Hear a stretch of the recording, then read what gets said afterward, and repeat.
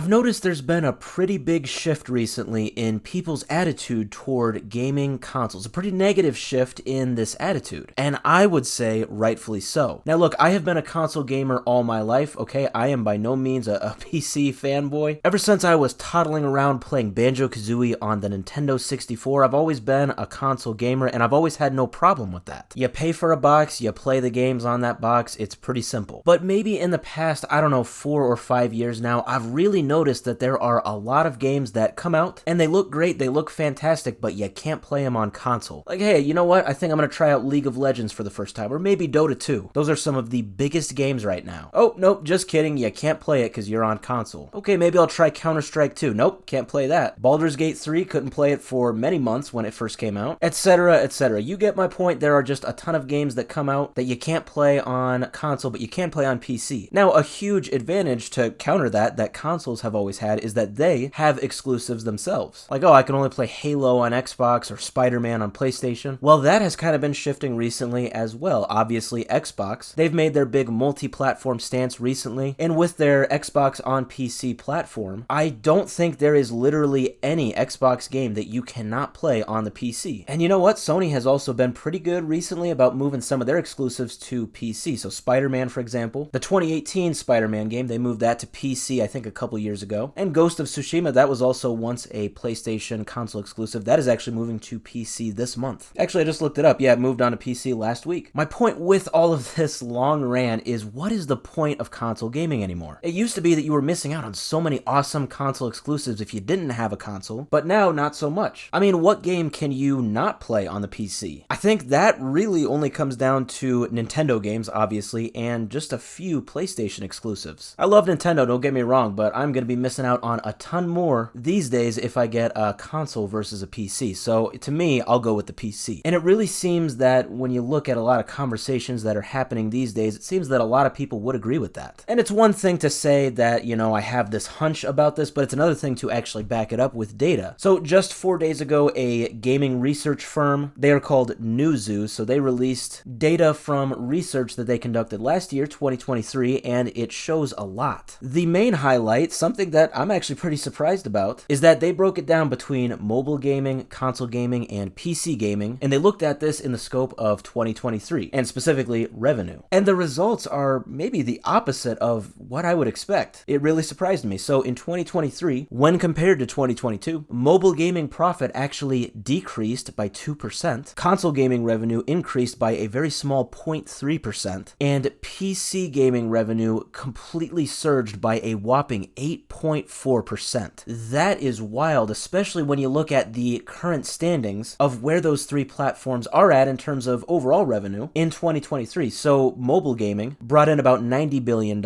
console gaming brought in $52 billion, and PC gaming brought in almost $40 billion.